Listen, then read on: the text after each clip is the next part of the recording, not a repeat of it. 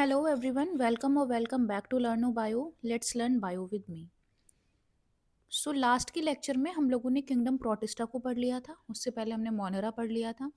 तो Monera Monera और protista दो किंगडम हमारे कंप्लीट हो गए थे। आज का हमारा टॉपिक है किंगडम फंजाई। ठीक है। तो 5 किंगडम क्लासिफिकेशन में थर्ड जो किंगडम आता है वो है फंजाई। अब मोनेरा और प्रोटिस्टा जब हमने पढ़े थे, उन दोनों में हमने क्या पढ़ा था कि जो भी ऑर्गेनिज्म इसमें प्रेजेंट है वो कैसे थे, प्रोकैरियोट्स थे। ठीक है। मीन्स उनके पास न्यूक्लियर मेम्ब्रेन एब्सेंट थी।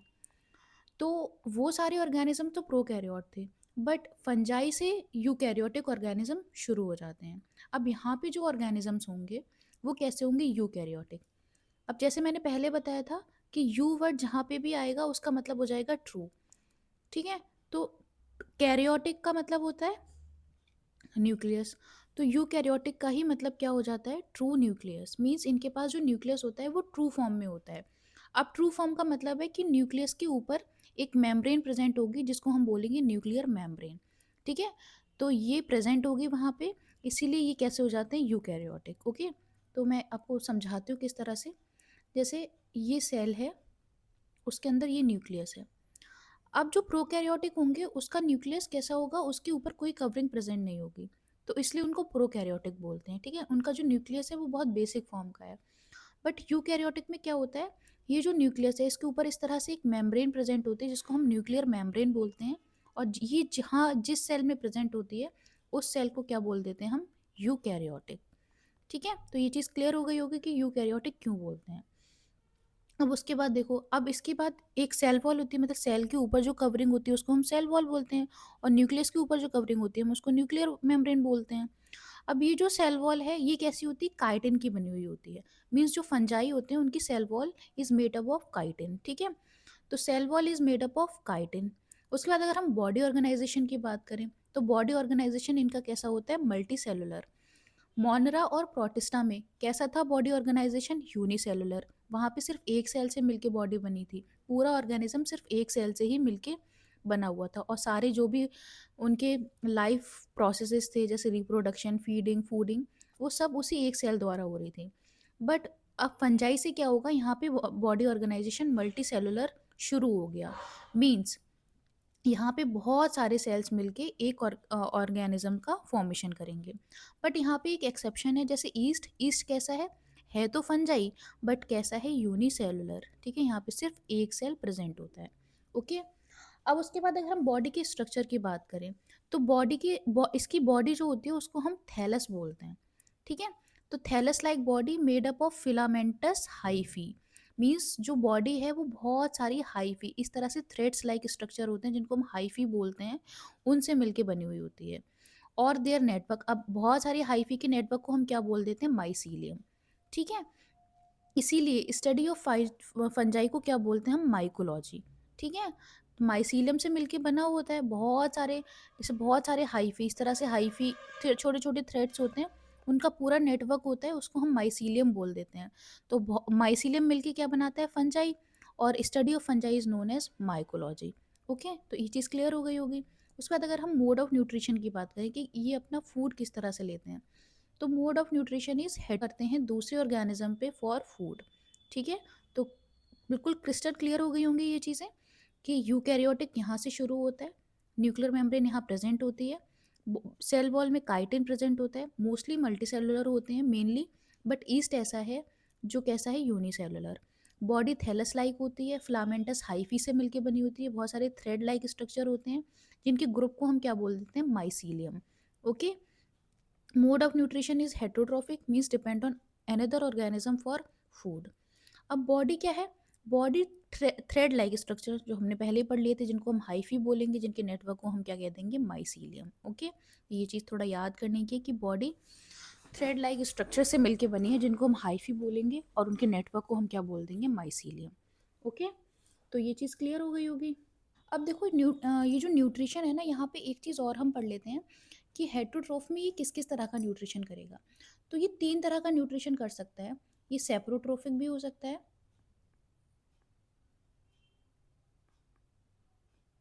ये पैरासाइटिक भी हो सकते हैं, और सिम्बायोटिक भी हो सकते हैं।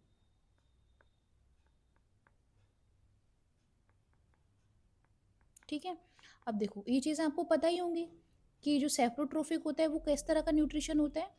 उसमें जो भी ऑर्गेनिज्म है वो डेड और डिके ऑर्गेनिज्म पे फीड करेगा।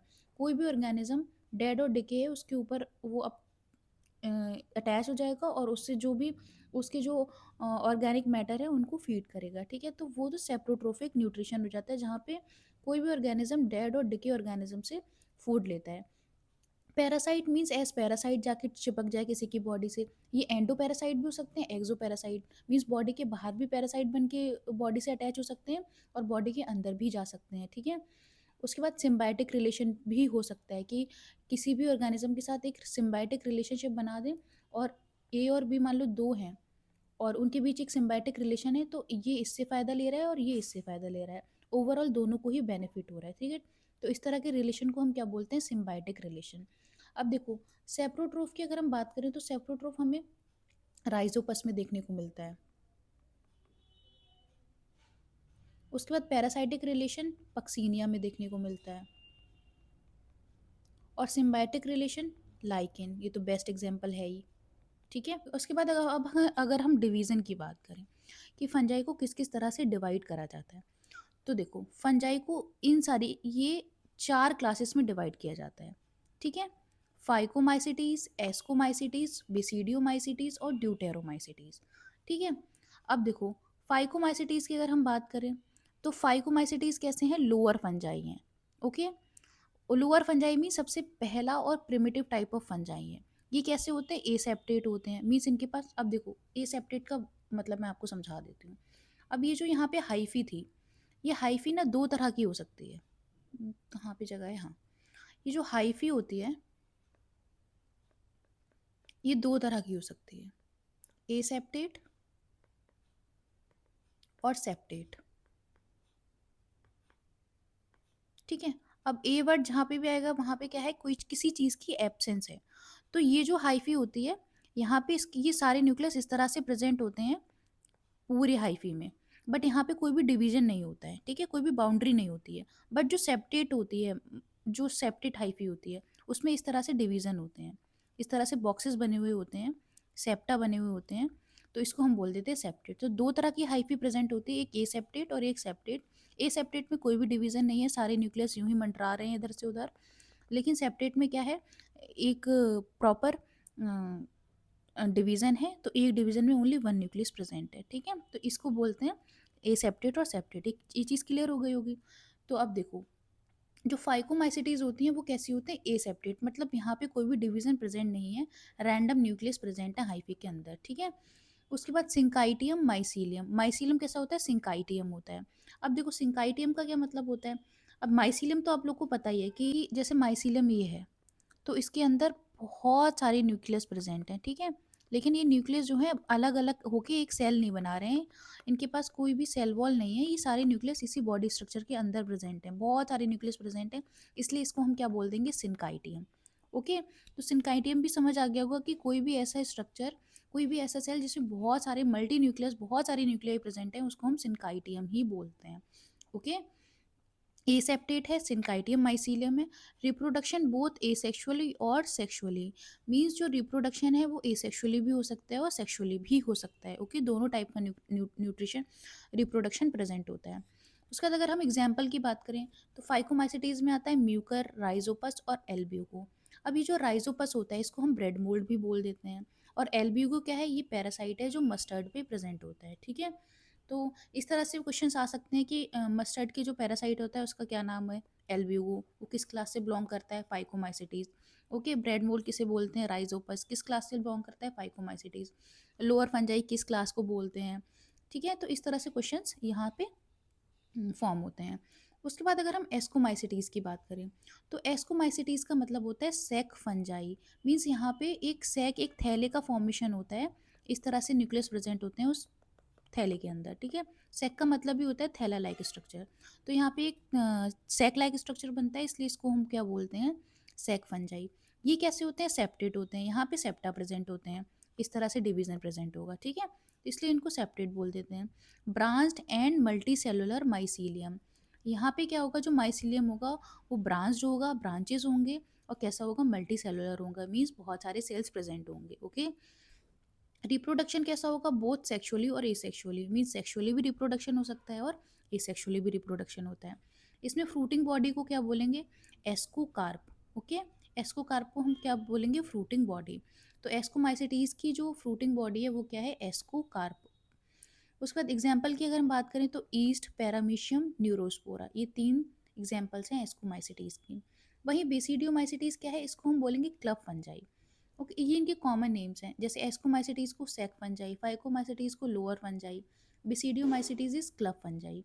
हम्म इसमें क्या होता है, ब्रांच्ड और सेप्टेट माइसीलियम, ये ब्रांच्ड होता है, और माइसीलियम कैसा होगा, सेप्टेट होगा, मीन्स डिवीजन होगा दो न्यूक्लियस के बीच में। रिप्रोडक्शन यहाँ पे भी सेक्सुअल भी हो सकता है, एसेक्सुअल भी हो सकता है।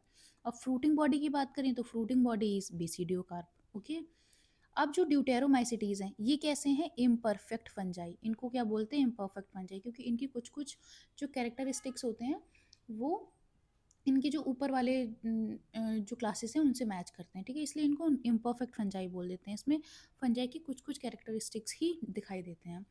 Branched and septate mycelium, means इनके पास माइसीलियम कैसा होता है, ब्रांच होता है और सेप्टेट होता है। उसके बाद रिप्रोडक्शन की बात करें तो ओनली सेक्सुअल रिप्रोडक्शन यहाँ पे प्रेजेंट होता है, नो एसेक्सुअल रिप्रोडक्शन। इसका एग्जाम्पल है ट्राइकोडर्मा और सर्कोस्पोरा। वहीं बेसिडियोमाइसिटीज का एग्जाम्पल है एगेरिकस, अस्टिलेगो, पक्सीनिया। पक्सीनिया को हमने क्या देखा था, पक्सीनिया क्या है, एक पैरासाइट है।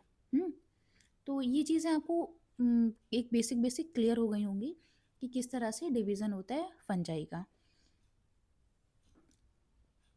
अब देखो, अब कुछ हम बेनिफिट्स देख लेते हैं कि फंजाई के क्या बेनिफिट्स हैं।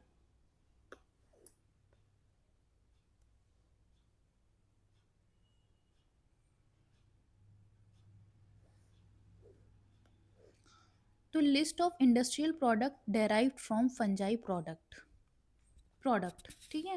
अब बहुत सारे इंडस्ट्रियल प्रोडक्ट्स हैं जो हमें फंगस से मिलते हैं। जैसे अल्कोहल है, उसमें जो फंगस यूज़ होता है वो है सैकरोमाइसिस सेरेविसी, ठीक है। ब्रेड में सैक्रोमाइसिस सेरेविसी, सिट्रिक एसिड में एस्परजिलस निगर, एंटीबायोटिक पेनिसिलिन जो सबसे पहली एंटीबायोटिक बनी थी उसमें यूज़ होता है पेनिसिलम क्राइसोजैनम, चीज़ में पेनिसिलम रॉकफोर्टाई, एंजाइम्स जैसे अमाइलेज है, प्रोटीएज है, ये किससे मिलके बनता है, एस्परजिलस फंजाई से। अब जिब्रेलिन एक प्लांट हार्मोन है जो प्लांट की ग्रोथ में हेल्प करता है, वो किससे बनता है, जिब्रेला फ्यूजिकोराई, ये भी एक फंजाई है, ठीक है। तो बहुत सारी फंजाई मिलके बहुत सारे इंडस्ट्रियल प्रोडक्ट्स बनाते हैं जो हमारी लाइफ को ईजी करते हैं और बहुत इंपॉर्टेंट होते हैं, ठीक है। अब वहीं पे बहुत सारी प्लांट डिसीजेज भी, जैसे कोई भी चीज़ है उसके प्रॉस भी होंगे, कॉन्स भी होंगे। तो बेनिफिट्स ये रहे और उसके बाद कॉन्स क्या हैं, या जो डिसीजेज ये कॉज करता है। जैसे वीट रस्ट डिसीज़ ये कॉज करता है और कॉज बाई पक्सीनिया ग्रामिनिस। उसके बाद लूज स्मट ऑफ वीट, जो वीट की स्मट होती है वो थोड़ी ढीली हो जाती है, वो किस वजह से होता है, Ustilago tritici. Corn smut, Ustilago maydis, powdery mildew, एरिप्सी, ठीक है, नहीं एरिसिफी। ओके, और डाउनी मिल्ड्यू, वाइट रस्ट जिसको बोलते हैं, Albugo candida, late blight of potato, ये है Phytophthora infestans, early blight of potato, Alternaria solani, red rot of sugar cane, ठीक है। देखा होगा कि गन्ना जो होता है उसमें इस तरह से रेड पैचेस से पड़ने लगते हैं, तो वो कहलाता है red rot of sugar cane. उस वो किससे होता है, Colletotrichum falcatum. Panama disease of banana, banana की डिसीज़ होती है पनामा, उस वो होता है फ्यूजेरियम ऑक्सीस्पोरम।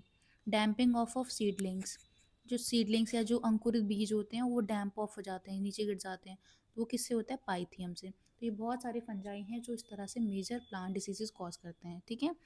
तो ये मेजर मेजर इंपॉर्टेंट चीज़ें हमें देखने को मिलती हैं फंजाई के अंदर।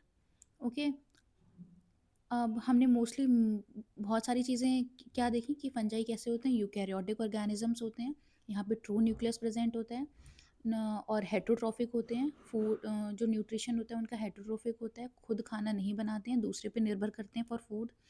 सेल वॉल इनकी काइटिन की बनी होती है।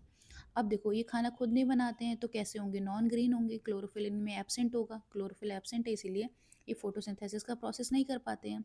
उसके बाद अगर हम न्यूट्रिशन की बात करें तो हेटरोट्रॉफिक 3 तरह का, सेप्रोफाइटिक, पैरासाइटिक, सिम्बायोटिक। सेप्रोट्रोफिक राइजोपस में देखने को मिलेगा, पैरासाइटिक पक्सीनिया में, और सिम्बायोटिक इसमें देखने को मिलेगा लाइकेन में। उसके बाद बॉडी की स्ट्रक्चर की बात करें तो बॉडी कैसी है, माइसीलियम है। माइसीलियम क्या है, नेटवर्क ऑफ हाइफी। हाइफी क्या है, थ्रेड लाइक स्ट्रक्चर है। ठीक है, हाइफी दो तरह के हो सकते हैं, सेप्टेट हो सकते हैं, एसेप्टेट हो सकते हैं। सेप्टेट का मतलब है कि जो भी सेल स्ट्रक्चर है उसमें डिविजन्स प्रेजेंट हैं और एक न्यूक्लियस एक डिवीजन में प्रेजेंट है, बट एसेप्टेट में कोई भी डिवीजन नहीं है, रैंडम न्यूक्लियस स्ट्रक्चर के अंदर हैं। उसके बाद रिप्रोडक्शन 3 तरह का, वेजिटेटिव भी हो सकता है, एसेक्सुअल भी हो सकता है, सेक्सुअल भी। मोस्टली एसेक्सुअल सेक्सुअल दोनों प्रेजेंट होंगे, बट ड्यूटेरोमाइसिटीज जो बिल्कुल एकदम फॉल्स, जिसको फंजाई बोलते हैं या ट्रू फंजाई नहीं है, उसमें सिर्फ सेक्सुअल रिप्रोडक्शन होता है। ठीक है, वहीं अगर रिजर्व फूड की बात करें तो रिजर्व फूड दो तरह का यहाँ पे हो सकता है, ग्लाइकोजन में ये रिजर्व कर सकते हैं या ऑयल और लिपिड्स में रिजर्व कर सकते हैं फूड। ठीक है, एग्जाम्पल्स तो इम्पॉर्टेंट क्या क्या क्या हैं, एक यीस्ट है जो कैसा है, देखो मोस्टली फंजाई कैसे थे, मल्टी सेलुलर, बट ईस्ट कैसा था, यूनिसेलुलर। ओके, और पेनिसिलियम भी याद रखना ज़रूरी है क्योंकि ये कैसा है, एंटीबायोटिक है, जिससे क्या बनता है, पेनिसिलिन एंटीबायोटिक बनता है। ठीक है, अगैरिकस एडिबल मशरूम है। अब देखो यहाँ पे एक चीज़ और देखनी है कि एक और पॉइंट यहाँ पे लिख लूँ कि एक मशरूम होता है जो एडिबल नहीं होता है, बट एगेरिकस कैसा होता है, एडिबल होता है, जो हम खाते हैं ना वो वाला मशरूम है ये, एक पॉइजनस भी होता है। इकोनॉमिक इम्पोर्टेंस हमने पढ़ ली ये सारी, कि अल्कोहल फॉर्मेशन होता है, ब्रेड का फॉर्मेशन होता है, सिट्रिक एसिड का फॉर्मेशन होता है।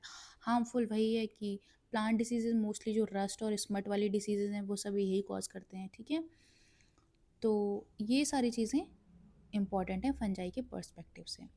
ठीक है, बाकी सारी चीज़ें हमने पढ़ ली हैं, बट फिर भी कोई डाउट है, कुछ पूछना है तो आप कमेंट में पूछ सकते हैं। वीडियो को लाइक करें और चैनल को सब्सक्राइब करें।